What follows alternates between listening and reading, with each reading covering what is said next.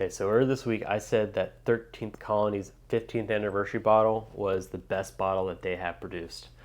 Was my gut right? Let's see and find out.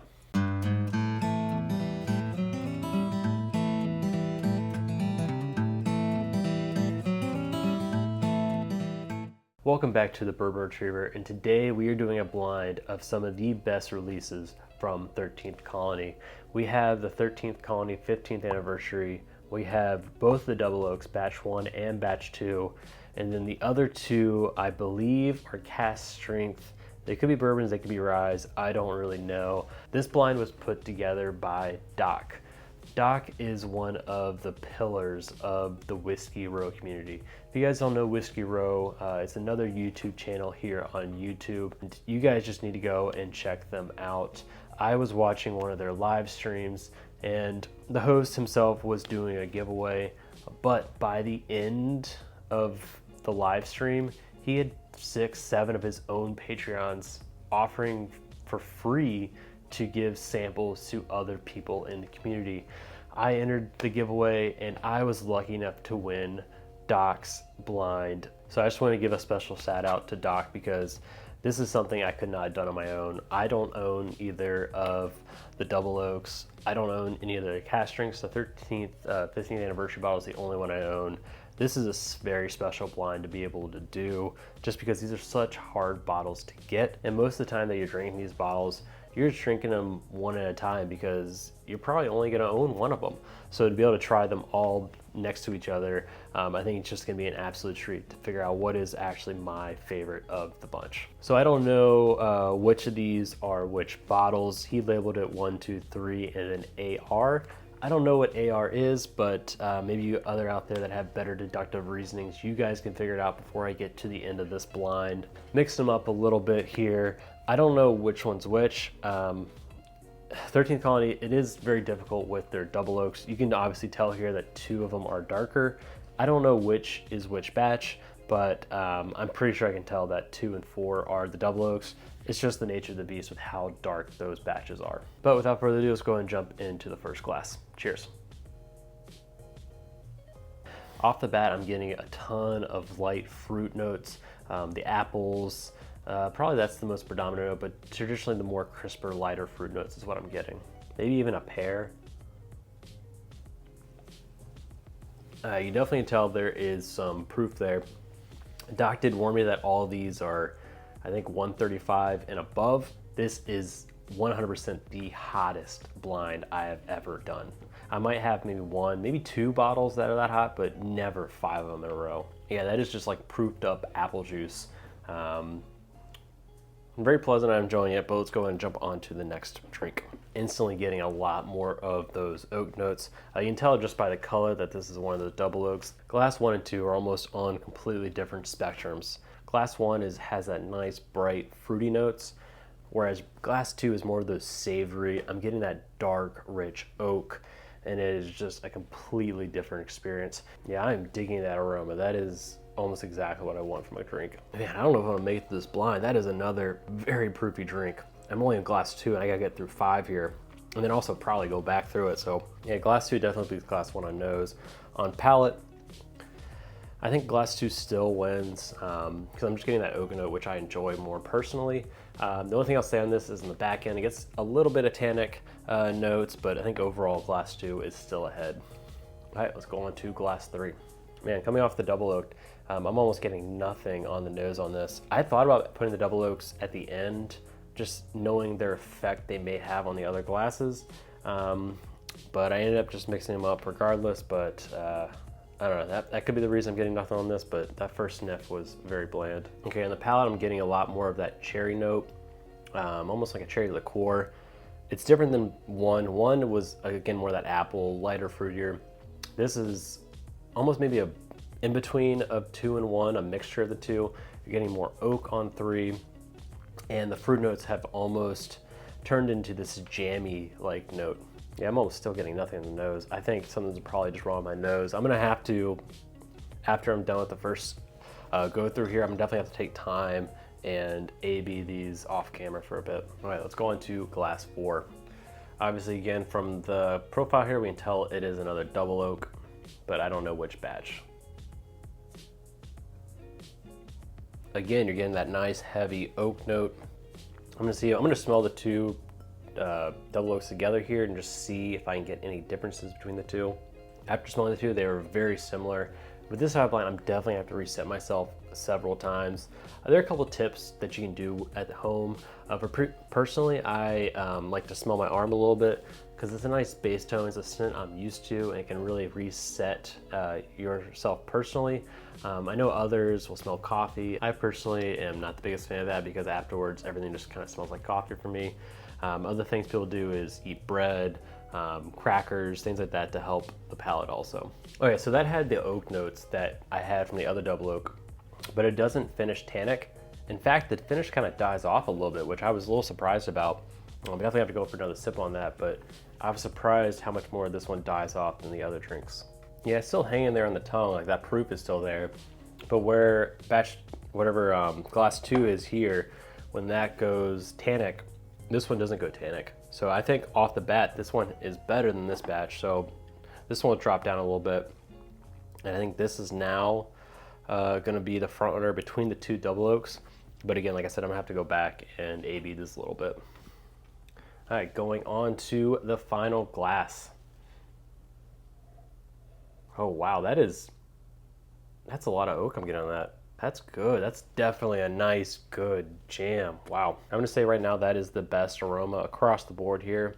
It is the perfect balance between fruit, oak, just everything I want without being over the top. I'm getting none of the ethanol. All these, I'm gonna be honest, I was fighting through just a little bit to get the notes because it was just a ton of ethanol, and I'm getting no ethanol on this one. That could also be a factor though, that it is the 5th 135 proof whiskey that I've drank and smelled, so could be a little bit of that going on. Yeah, that is good. That is good. That was gonna be a hard one to beat. That jam note just comes through a ton. I don't want to throw this, around loosely, but that jam note is something I normally get from Dusty's or older whiskeys. So I'm surprised I'm getting it from the 13th Colonies here. Yeah, that is really good. That is instantly front runner number 1. I think by a wide margin even, maybe. That one's pretty good. All right, so instead of just running back through all the way, I think I'm gonna pair these up a little bit. So I think 2 and 4 are similar. I'm pretty sure those are the two double oaks. And I want to say 3 and 1 are very similar. The other cast strength bourbons or ryes potentially.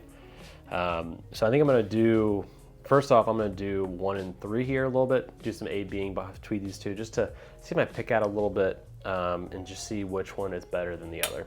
Yeah, in glass 1, I'm still getting that nice bright fruit notes. That makes me think that glass 1 is the youngest of all the whiskey on the table.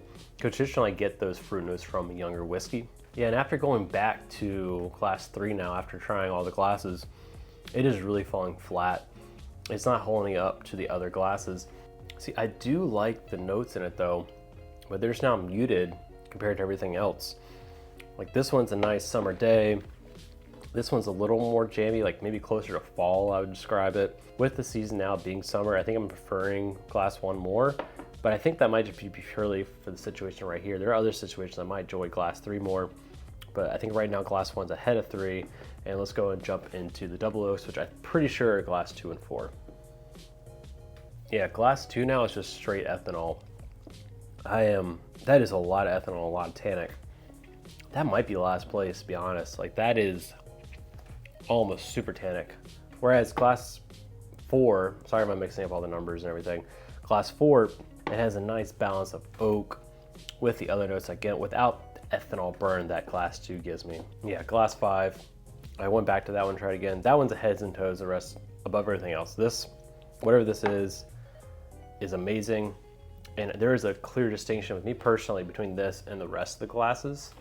I am really digging this glass right now. So my current rankings, before I go off camera here and do some more A/B testing, try and just shorten the video just a little bit. I have glass 2 in last place. I have glass 3 in 4th. I have glass 1 in 3rd, glass 4 in 2nd, and glass 5 in 1st.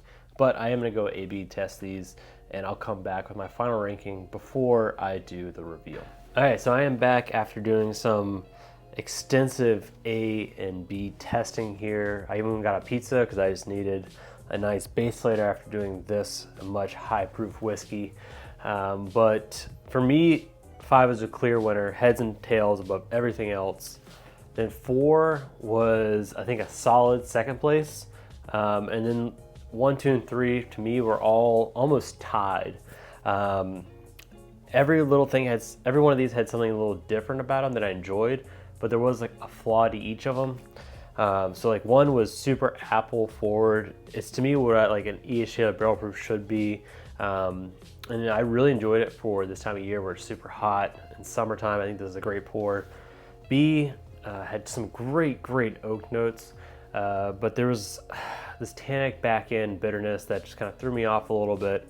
And then 3, which I really like. There's a lot of good parts to it that kind of balanced out the rest of this lineup.